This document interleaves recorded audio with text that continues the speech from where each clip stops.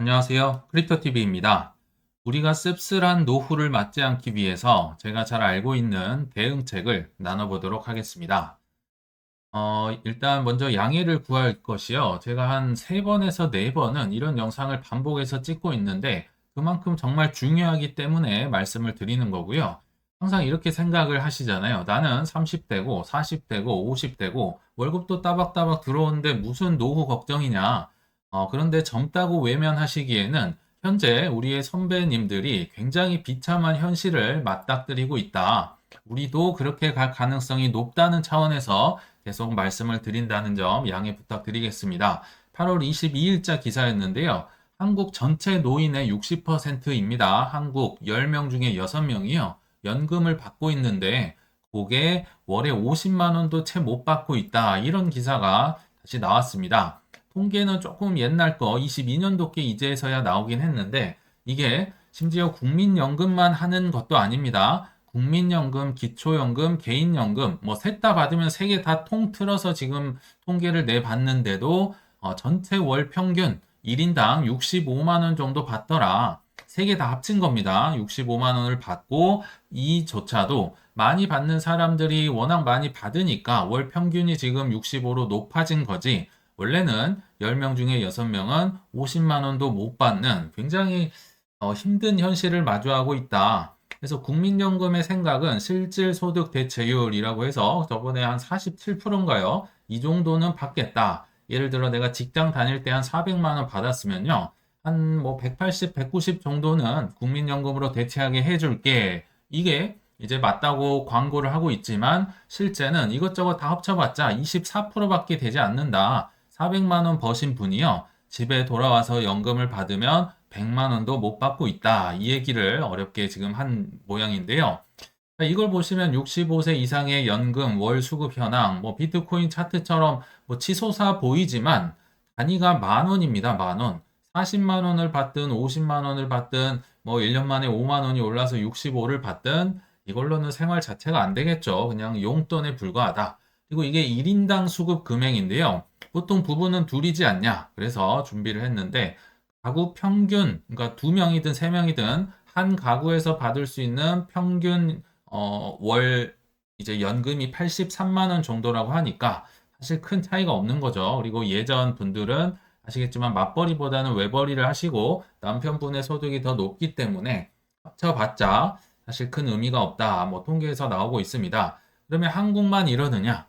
한국만 이런 확률이 생각보다 높더라고요. 선진국의 이제 노인 빈곤율, OECD 평균을 보면 100명이 있다면 한 14명 정도가 쉽게 말하면 소득이 굉장히 낮구나 하는데 뭐 프랑스, 영국, 일본 뭐 10%, 20% 정말 많은 데가 미국이지만 한국은 40%에 육박할 정도로 노인 빈곤율이 좀 어렵다. 제가 이 이유까지는 모르겠지만요. 아무튼 준비가 안 되면서 노후를 맞이한다. 요거는 팩트인 것 같습니다. 또 이러실 수 있겠죠. 나는 집도 있고요. 공무원이고, 교사고, 군인이고, 뭐 공무원 부부고, 나 괜찮은데요. 아직 나 월급 잘 들어오고, 아직 먼 얘긴데요. 안 괜찮다고 얘기를 계속 드리는 겁니다. 특히나 이 국민연금이나 이런 분들은 뭐 자영업이든 아니면 직장인이든 이런 분들은 미리 이게 노후가 어느 정도 예상이 돼서 뭐 주식을 하든 부동산을 하든 뭐 아파트 몇 개라도 사고 팔아보고 이런 경험이라도 있거든요. 그러나 공무원이나 교사는요, 정말 이런 경험이 전무합니다. 그냥 너무 찰떡같이 연금만 믿고 있는 경우가 제 주위에서는 정말 많더라고요. 근데 이제 국민연금을 한번 보면 월 평균 수령액이 41만 원이었다. 아까 뭐 50만 원, 60만 원, 그건 다 합친 거라고 말씀드렸죠. 국민연금으로만 볼 때는 월 평균 41만 원을 받더라. 그리고 기초연금은 한 27만 원이고 이 공무원, 군인, 뭐 교직원, 뭐 사학연금 이런 분들 있죠. 이런 연금은 한 53만 명 정도. 그러니까 국민연금의 거의 한 9분의 1 수준. 생각보다 이제 사람은 적은데 아무튼 이분들이 월 평균 252만 원을 받고 있다. 이것도 한 30년 정도 근무했을 때 받을 수 있는 금액입니다. 평균적으로 해서 예전에 데이터 한번 보여드렸었죠. 30년을 쉬지 않고 달려왔을 때의 받을 수 있는 금액이다. 그러면 이 월 252만 원 안에서 해결해야 할 것이 무엇일까? 제가 안 괜찮다고 한 이유를 말씀드려 보겠습니다. 자리가 부족해서 다 못 썼는데요. 그냥 숨만 쉬어도 나가야 할 돈을 제가 눈을 감고 한번 생각을 해봤습니다. 일단 내 아파트입니다. 빚이 있으면 큰일 나겠죠. 자가 아파트가 있을 경우에 한해서 관리비 뭐 적어도 2, 30만 원 계속 나가고요. 세금 나가고 뭐 수리해야 될 거 이런 거 다 내 돈으로 해야겠죠. 그리고 자동차 보통 아마 요새는 2대 이상씩은 들고 계실 텐데 자동차 2대에 대한 세금 나가야죠. 자동차 보험 나가야죠. 기름값 항상 나가야 될 거고요. 수리비, 이거는 뭐 집의 수리비보다 훨씬 많이 들지 않을까 생각이 들거든요. 그리고 먹고 살아야겠죠. 식비 나가고요. 어르신이 되면 몸이 많이 아픕니다. 의료비 나가고 보험료 나가는데 이것도 이제 뭐 지역 이 건강보험으로 되면 굉장히 건보료 많이 나가죠. 그리고 개인적으로 내시는 보험이 또 있을 수도 있고요. 그리고 휴대폰 각자 하나씩 있으니까 최소 부부 2대에 대한 이제 요금 나가야 될 거고요. 인터넷, TV, 돈 없다고 끊으시는 분 저 거의 못 본 것 같습니다. 인터넷과 TV는 반드시 돼야 된다. 그리고 정수기라든지 비데라든지 뭐 따로 뭐 렌탈을 하시는 분들도 아마 있을 거예요. 저는 하고 있는데 이거 굉장히 돈 아까워서 언젠가 이거 사버려야겠다. 저도 마음 먹고 지금 벼르고 있는데요. 그리고 경조사 어르신이 되면 뭐 자식들 뭐 결혼이라든지 뭐 장례식이라든지 엄청나게 많이 생기시지 않습니까? 경조사 나갑니다. 그리고 연금이라든지 청약이라든지 뭐 개인적으로 아내분들이 연금을 드는 경우도 있고요. 뭐 개인연금도 있고 퇴직연금도 있고 또 저는 청약 지금도 넣고 있습니다. 이런 것들도 소소하게 나갈 수 있고요. 그리고 갑자기 은퇴를 했다고 해서 후원을 끊으실 건가요? 끊으시면 안 됩니다. 우리가 이렇게 후원하는 뭐 아프리카 친구들, 필리핀, 뭐 북한, 그리고 우리 주위에 뭐 고아라든지 장애인이라든지 많거든요. 이런 분들 끊으면요. 그분들은 미래가 없어집니다. 제가 가보지는 않았지만요. 아프리카에서 이렇게 후원을 받고 있는 친구와 안 받고 있는 친구의 눈망울이 다르다고 합니다. 갔다 온 분들의 얘기를 들어보면요. 후원을 받고 있다. 눈이 초롱초롱하고요. 얘는 미래가 있어요. 뭔가 몇만 원이라도 받기 때문에 나 운동선수 할 거야, 공부할 거야, 초롱초롱한데 그걸 안 받고 있다? 흐리멍텅해가지고 꿈이 없이 산다는 것을 봤거든요. 자, 은퇴한다고 해서 후원 끊으시면 안 됩니다. 그리고 헌금은 뭐 종교가 있으시면 하시는 거고 아니면 안 하시는 거고 머리 잘라야겠죠. 미용실 가야 됩니다. 그리고 혹시 손주들 계시면 용돈도 줘야 되고 신용카드도 따로 있겠죠. 근데 제가 여기서 지금 얘기 드린 것 중에요. 뭐 쇼핑을 한다든지 취미 생활을 한다든지 이런 거 하나도 없습니다. 그냥 숨만 쉬어도 낼 거. 이 공무원 분들 252만 원 안에서 해결을 하실 수 있을까? 게다가 이거는 지금 부자식이 상팔자라고 자식 없을 경우에 한해서인 거고요. 이제 자녀가 만약 있다. 뭐 보통 예전에 2명씩 있었잖아요. 이분들이 혹시라도 결혼을 한다. 그래도 얼마라도 결혼식장 하고 보태줘야겠죠. 그리고 아들이면 집값, 뭐 딸이면 혼수, 뭐 많이는 못하더라도 보태주는 게 어느 정도 옛날 이제 뭐 문화라고 할까요? 뭐 돈이 많이 들지 않을까 생각이 듭니다. 대학 가면 대학 입학금 많이 들어야겠죠. 그 이후부터는 알바로 니네가 해라 할 수 있겠지만 그래도 입학금은 내줘야 되지 않을까. 그리고 사실 이게 더 막강한데요. 초중고의 학원비 2명이 이렇게 돌아버리면 정말 어마어마한 학원비가 나옵니다. 자녀가 있으면 감당이 안 됩니다. 특히나 조금이라도 일찍 은퇴를 하는데 월급이 끊겼다. 야, 진짜 상상할 수 없는 무서운 일이 벌어지고 있는데요. 젊으신 분들 이럴 수 있겠죠. 난 젊다 무슨 소리냐. 그래서 젊으신 분들 얘기로 한번 또 넘어가 보겠습니다. 빚내서 새를 사는 청년이 53%다. 월세 이자가 전세보다 2배 높아. 2030들이요. 한 36% 정도가 지금 대출을 받고 있다고 합니다. 그래서 그 부동산 앱 중에 다방이라고 있어서 여기에 데이터가 나왔는데요. 전월세에 대한 임차비, 그러니까 대출이 만약 있다면 그 중에 절반 이상이 사는데 주거비로 엄청난 돈을 이제 내고 있다는 건데요. 참고로 이자가 월세 내는데 빌린 돈 이자가 전세보다 훨씬 세다고 합니다. 여기 보시면 요 빨간 게 월세고 이 연분홍색이 전세인데 월세의 6% 이상 내는 이제 비중이 압도적인 거죠. 그러니까 뭐 원금은 고사하고 이자도 굉장히 많이 내고 있다. 임차 비용. 거기에 뭐 내 집 마련에 생활비 마련, 급전 마련. 생활비 자체가 없어서 대출도 받는 분들, 학자금 대출 생각보다 많이 있어요. 그러니까 이게 정말 악순환의 연속인 겁니다. 이분들이 노후를 준비할 겨를이 있을까요? 그냥 숨만 쉬고 있어도 마이너스인데, 그리고 게다가 아마 뉴스 보셨겠지만, 그냥 집에서 쉰다. 44만 명이었고요. 이 중에 4분의 3은 그냥 구직 의사도 없다. 이분들은 아마 뭐 비빌 언덕이 있지 않을까. 그러지 않고서야 열심히 일을 해야 될 분들이 집에 있다는 건 거의 축복받은, 선택받은 몇 안 되는 분들이 있지 않을까. 이런 생각도 한번 해봤는데요. 그래서 예전에는 이해가 안 됐지만 이런 데이터를 보면 이해가 되죠. 한국의 뭐 60% 이상이 50만 원으로 투자를 한다고 했었잖아요. 그게 이유가 있는 겁니다. 이게 여윳돈이 도저히 생기지 않기 때문에 이걸로 이제 코인에 단타를 하고 알트코인을 하고 뭐 알트코인만 하는 거죠. 그리고 롱숏 전략을 쓰는 게 물론 이해는 되지만요. 그럼에도 불구하고 아끼고 아껴서 결국은 시드를 모아야만 이분들이 경제적 자유를 이루고 뭐 하다못해 노후라도 조금 여유롭게 맞이할 수 있지 않을까 이런 생각이 들거든요. 근데 뭐 아직도 젊고 수입이 있는데 무슨 걱정이냐 이런 분들도 많이 있으실 것 같아서 지금 이런 얘기를 많이 드리고 있고요. 사실 우리가 노후라고 하면요. 그동안 뭐 20에서 30년, 많으면 35년 정말 열심히 일했었잖아요. 그러니까 그에 대한 보답으로 좀 여행도 다니고 하고 싶은 것도 하면서 좀 여유롭게 사는 걸 원하셨을 텐데 이거 통계를 보니까 전혀 아닌 거죠. 가장 아름다울 노후에 집에만 박혀 있을 수밖에 없습니다. 그리고 대인 기피증이 생길 수밖에 없어요. 이유는 아시겠지만 만나면 돈입니다. 뭐 얻어먹는 것도 하루 이틀이죠. 내가 돈도 내야 되고 뭐 차도 타야 되고요.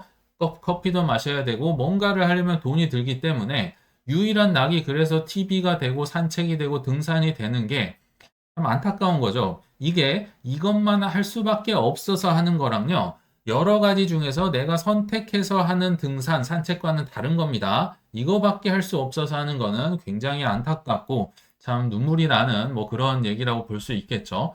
그래서 뭐 여러 가지 방법이 있어요. 노후를 위한 뭐 연금도 있고 부동산도 있고 뭐 배당주도 있고 여러 개가 있지만 그래서 제가 잘 아는 거 제가 잘 그래도 저도 준비를 하고 있으니까 이 노후 준비를 계속 말씀을 드렸던 겁니다. 코인 연금이라고 제가 뭐 말은 붙였지만 스테이킹에 맡기자 이런 얘기를 정말 수없이 많이 했던 것 같습니다. 그래서 오늘은 이 얘기는 하지 않고요. 그냥 뭐 이더리움 좀 맡기자, 뭐 솔라나도 맡기자. 근데 솔라나는 이제 너무 등락이 크니까요. 뭐 이자는 많이 주긴 하지만 저는 이더리움을 훨씬 많이 들고 있는 거 참고를 해주시고 블랙록이 왜 코인을 거듭 사라고 하느냐? 결국 이 친구들은 뭐 이걸로 밥 먹고 사는 친구들이니까 이 베이비 부모들이 쏟아지면서 은퇴 때문에 걱정을 하겠다. 다 머리에 있는 거죠. 그래서 지금까지 가장 수익률이 좋았던 요거를 이제 비제도권에서 제도권으로 끌어오면서 장사를 하고 있다. 시대의 흐름이 이쪽으로 가고 있는 거죠. 비트코인과 연금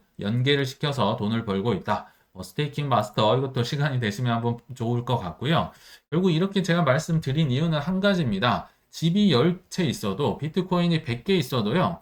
팔아야지 이게 내 돈이 되는 거죠. 팔아야 생활이 되고 결국은 월급 같은 게 나한테 들어와야 된다는 거죠. 그래서 부동산으로 하면 월세고 배당주로 하면 배당이고 뭐 저는 안 받고 있지만 인세라든지 뭐 스테이킹 그 코인에 대한 이자라든지 이런 월 수입이 너무너무 중요하다. 근데 제가 잘은 몰라서인지 모르겠지만요. 부동산 월세는 답이 없는 것 같아요. 아파트로 월세 받으려면요. 효율이 엄청나게 떨어집니다. 그거 할 바에 하지 않습니다. 은행에 맡기는 게 낫고요. 뭐 오피스텔이라든지 상가로 받으려고 하면 자꾸 공실이 나고요. 자꾸 사람이 바뀌고 정말 애를 먹어요. 이거 배당주라고 하면 물론 배당은 받을 수 있지만 시세 차익이 너무 적고 저는 여러모로 볼 때 이더리움이라든지 이런 좋은 코인에 이자 받는 게 훨씬 좋다 이런 생각이 들거든요. 근데 하나 간과를 하시면 안 되는 게요. 코인이 연금화가 되기 위해서는요. 전제 조건이 있습니다. 이 얘기인 즉슨요. 항상 안 파는 물량, 항상 보유하고 있는 물량이 있어야 거기에서 계속 이자가 나오겠죠. 항상 시세 차익을 본다고 다 팔았다가 다 이렇게 샀다가 다 팔았다 이러면 이건 연금이 아닌 거죠. 근데 저도 이렇게 되고 있진 않습니다. 되기 위해서 지금 노력하는 과정이고요. 저는 아마도 이번 사이클의 불장 때는 저도 아마 거의 다 팔려고 노력을 할 것 같아요. 그래서 이 수준이 되려면 어떻게 돼야 될까? 그것도 싸게 많이 사놔야지 나중에 크립토 겨울이 오더라도 항상 플러스인 이런 뭐 프로딩딩한 상황을 마주할 수 있을 거 아니에요. 그래서 쌀 때 많이 사놔야 되는데 사실 뒤에서도 저도 말씀드리겠지만 저도 늦었습니다. 그래서 이렇게 연금하시는 주위에 몇 분이 계시거든요. 그럼에도 불구하고 저는 이번 사이클에는 아마 다 팔려고 노력을 하지 않을까. 저도 늦었기 때문에요. 그러나 이제 최종 목표는 있어야겠죠. 그리고 지금 유일한 이제 비트코인 ETF의 단점이 있다면 스테이킹이 안 된다는 거죠. 채굴로에서 하기 때문에 POS, 이더리움 같이 이제 프루프 오브 스테이킹 맡기면 이자 주는 거 요런 기능이 없어서 이게 비트코인의 유일한 뭐 단점이라면 흠이라면 뭐 약한 흠일 수는 있겠지만 그렇기 때문에 비트코인도요.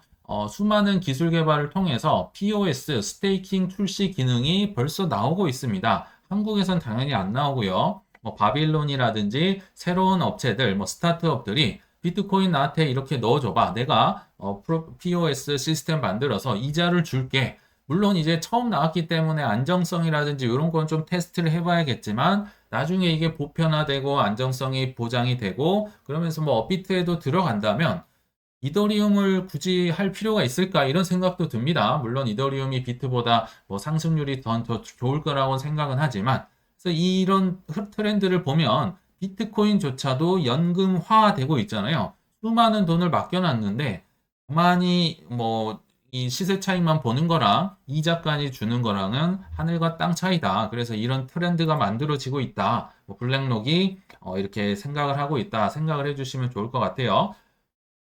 그리고 이더리움 현재 기준으로는 최종 목표가 한 300개 정도는 돼야겠구나. 왜냐면 현재 이더리움이 한 350개 350만 원 정도 되잖아요.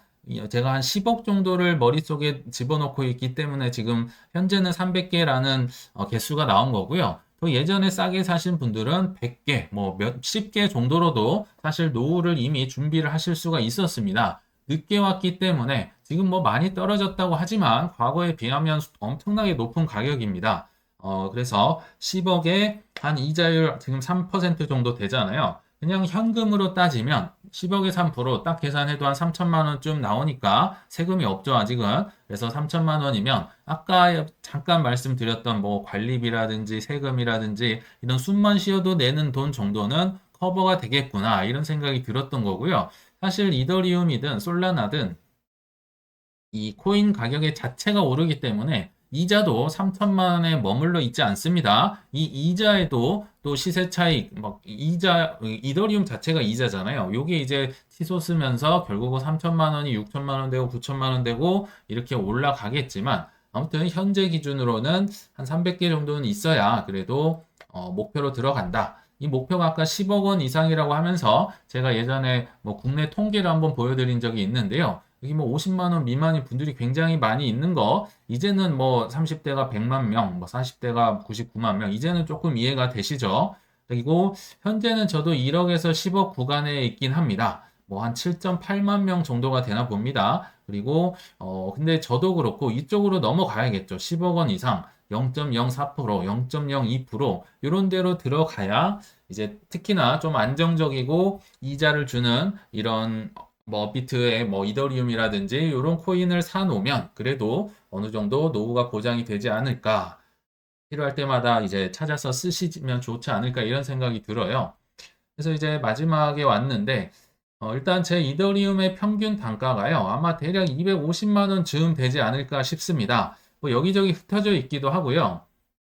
처음에 뭐 작년 초중반에 샀을 땐 220, 10, 뭐 200 이 정도에 샀을 건데 이제 작년 12월 초였던 것 같아요. 한 290만 원 즈음에 그냥 있는 돈 다 사버린 거죠. 그리고 올해도 조금 떨어져서 스멀스멀 사다 보니까 이게 계속 올라가서 아마 이 정도 되지 않을까 싶습니다. 근데 혹자는 이거 뭐 낫다, 뭐 잘 샀다 하실 수 있겠지만요. 제가 제 뭐 지인이라든지 주위에서 평균 단가도 제일 높고요. 제가 투자를 가장 못하는 축에 속합니다. 왜 그럴까요?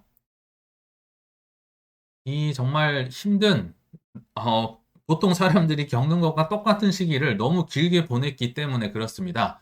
코인은 사기인데 왜 나한테 이런 거 사라 그랬어? 니 때문이야. 뭐 오전반 선생님한테도 하고요. 뭐 저도 죄다 욕을 하고 뭐 그러면서 또 떠나진 않아요. 단타를 하면서 이렇게 만회를 해보려고 이런 어마어마한 기회의 시간 18년에서 20년도 비트코인 뭐 9만 원까지 아니 이더리움 뭐 9만 원 갔었잖아요. 요런 시절을 허송세월 단타를 치면서 허송세월을 보내니까 정말 이 격차가 이제 벌어질 뭐 쫓아갈 수가 없는 겁니다. 이때 누군가는 비트코인을 500만 원에서 1000만 원 사이에 계속 월급이 들어올 때마다 계속 샀고요. 이더리움이 뭐 비싸도 뭐 20, 30에서 정말 정말 비싸게 사신 분들이 2020년도 말에 한 70만 원 즈음에 샀거든요. 근데 하나 재밌는 사실이 있습니다. 이런 거 사신 분들, 부자분들은요. 절대 알려주질 않아요. 내가 몇 개 들고 있고 몇 개 샀고 이런 거 얘기를 안 합니다. 왜 그럴까요?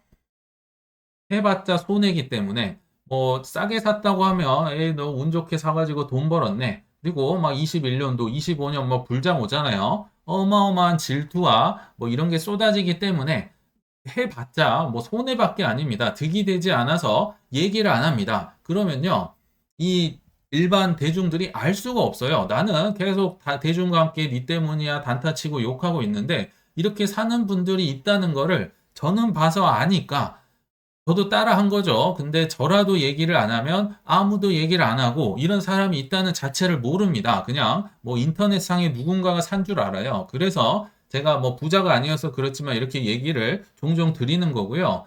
봐야 알 거 아니에요. 그래서 저도 지금 노력을 하고 있고 은퇴를 위해서 노력을 하고 있다. 그래서 결론을 좀 말씀을 드리면 지금부터 뭐 과거는 어쩔 수 없습니다. 저도 늦었지만 더 늦으신 분들도 있겠죠. 그러나 지금부터라도 이게 정말 심각한 상황임을 깨우치셔서 허송세월 더 이상 이제 시간이 부족합니다. 그래서 이번 가을에는 이제 잘 추수를 하셔야겠죠. 그래서 그 추수한 걸로 다음 봄에 다시 한번 씨를 잘 뿌리셔가지고 시세 차익은 물론 스테이킹 이자를 연금 등으로 잘 활용하시길 바라면서 이만 물러가겠습니다. 시청 감사합니다.